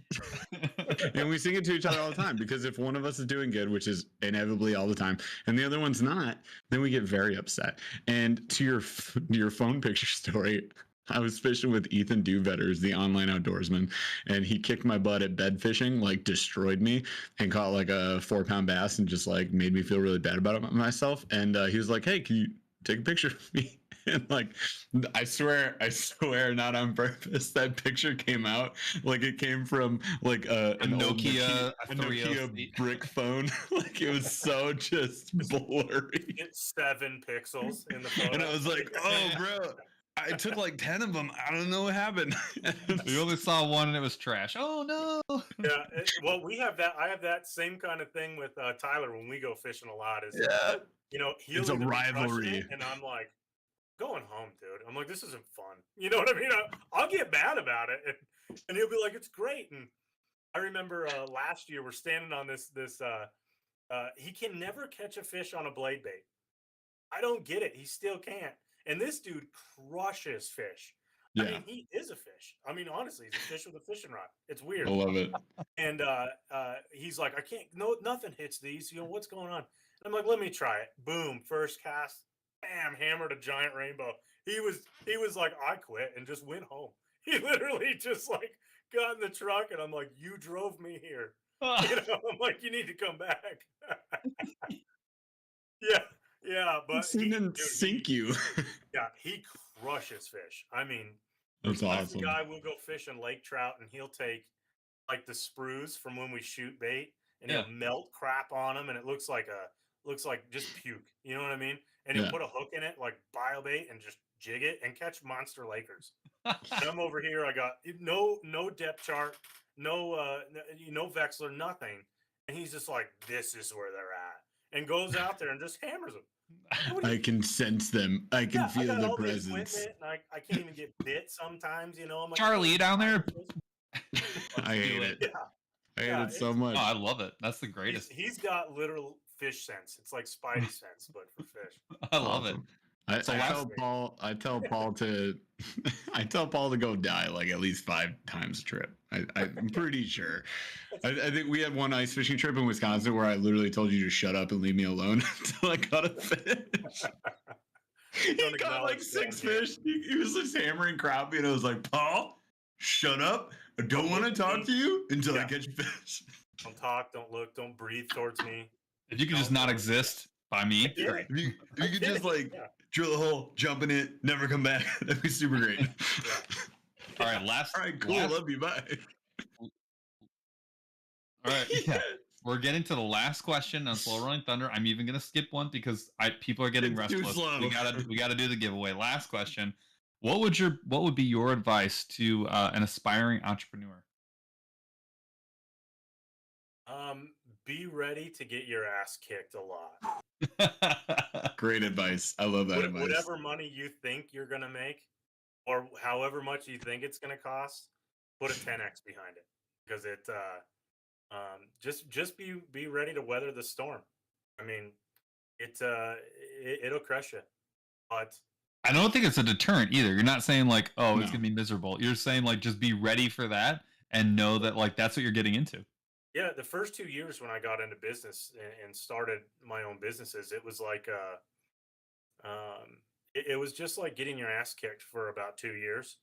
And how often can you eat peanut butter and jelly sandwiches before you upgrade to like a toaster strudel and then grow from there, right? I mean that's literally what it is. And eventually you hit a point where you go, it was worth it. You're your own boss.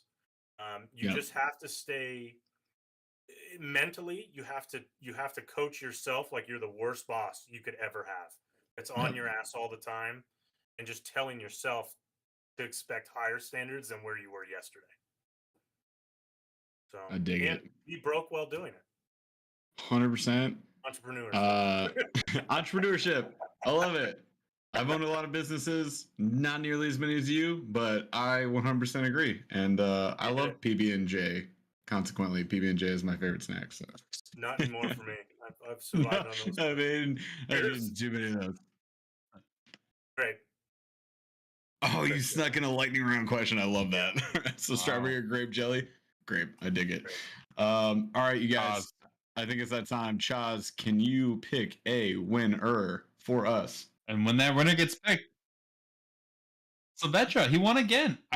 Is he here? Is he still here? Angel Saavedra is here, and he was just talking trash. He was like, 40 people watching. I got this. And he literally just got this. You jerk. Two-time winner.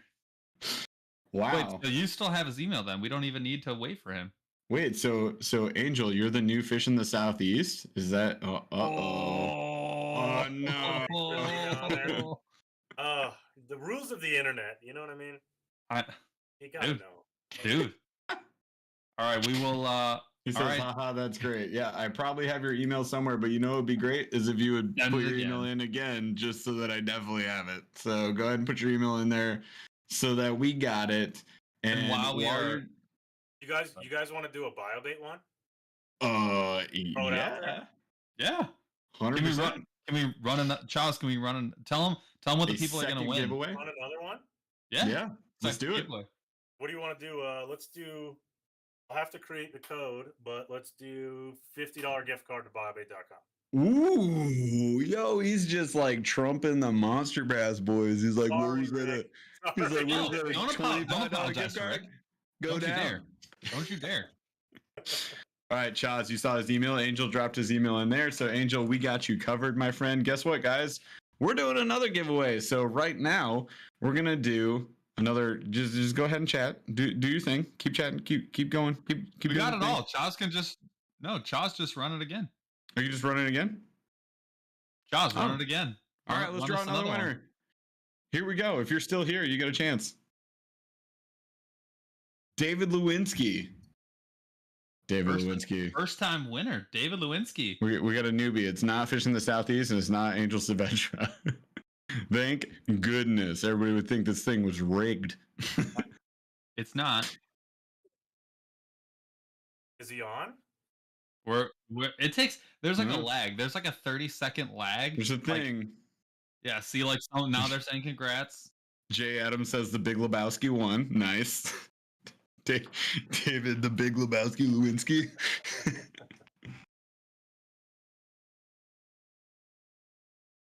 Yeah, but then there's like a delay for them too. So yep, David, just say hi, and then drop your email, sir. Please. This is important. We want to wait because if there's $50 online, like we want confirmation. There's 50.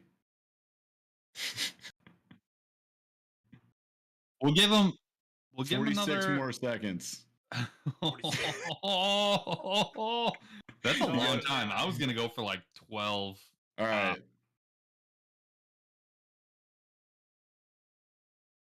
Since you won, yo, David, you better shoot your shot. I can see if he's on here. Oh yeah.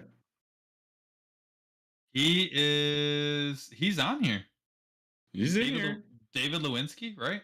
I don't know what he's doing, man. He's like microwaving chicken nuggies. You're just gonna squander a gift card. $50. We don't give anything away either. That's a freaking legit giveaway. I'm like already calculating what I would buy if I had $50. Yeah, here we freaking go.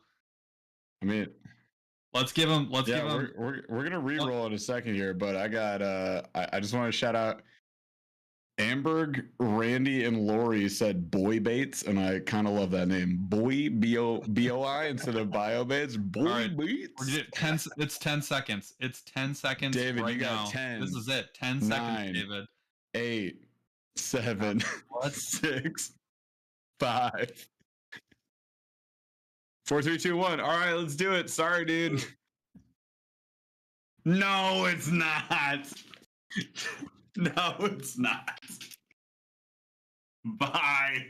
This is ridiculous. I'm done. Dude, get out of here. All right, it's fishing the Southeast. This is the one time you're allowed to send in your email. Gosh darn it. And he's already saying yes.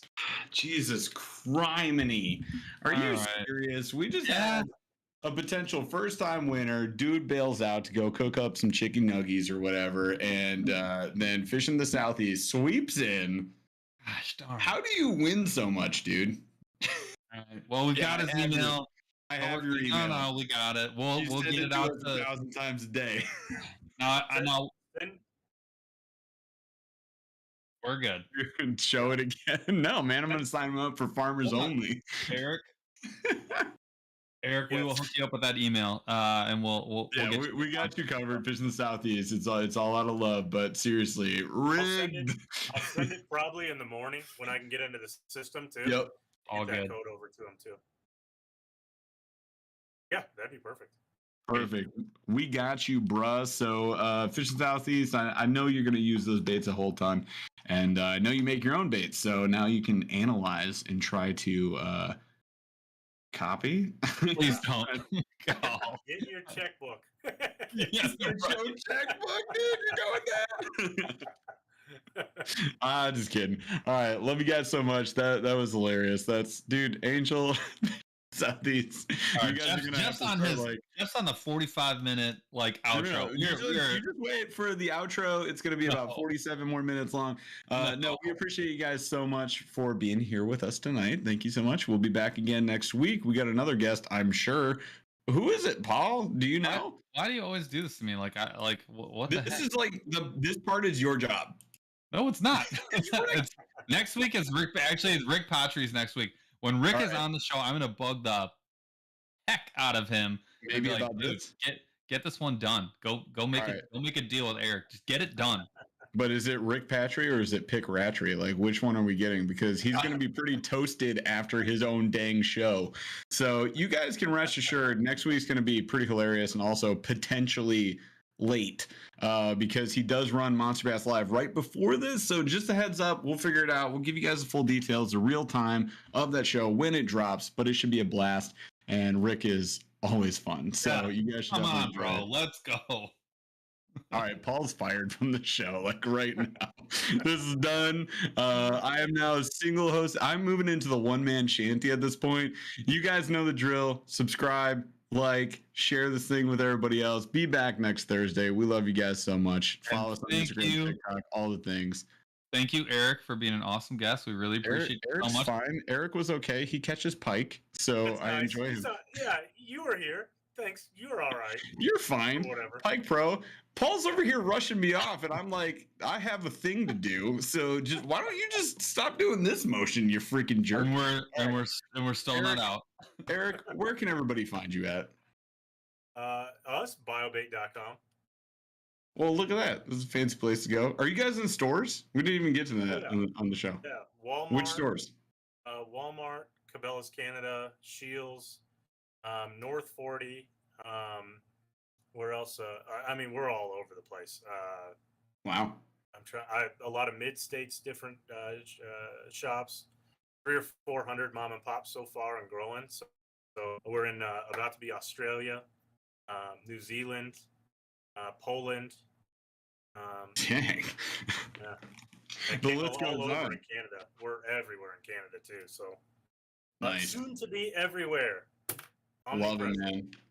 All right, you guys. So look at stores and places and maybe Australia, and then look online, of course, also. And Tackle Warehouse too. Warehouse too. Tackle Warehouse. You guys have an Instagram. You got all the stuff, man. So go follow BioBait. You guys go check it out. Put some good stuff in the water instead of some bad stuff. And then come back here next Thursday, 8 p.m. Eastern. We'll see you again. It's going to be a blast. Chaz, take us out of here so that Paul will leave me alone.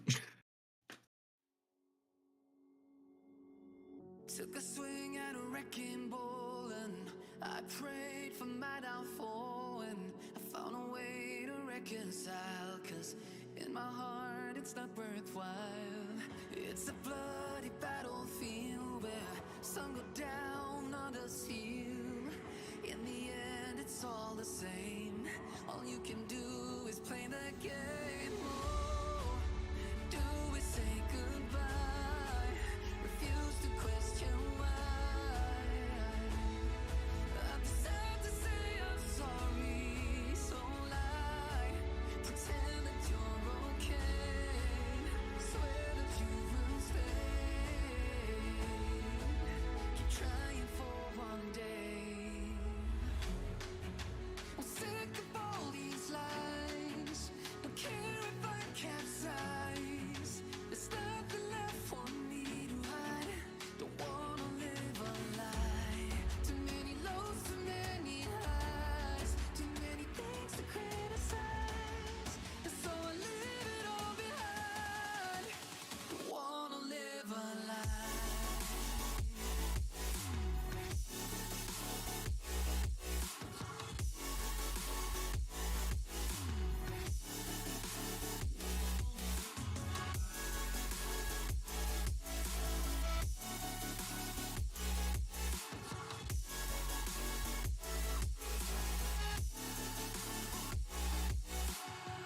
Life kept spitting at my feet and forced me down a dead-end street when all I had went up in flames, burning only dark remains. I cover up every part of my skin, oh, 'cause I don't like the person within, oh, I know I'm the one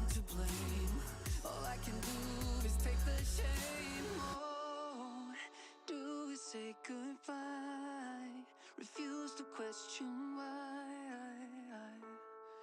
I'm too sad to say I'm sorry, so lie and pretend that you're okay. Swear that you will stay. Keep trying.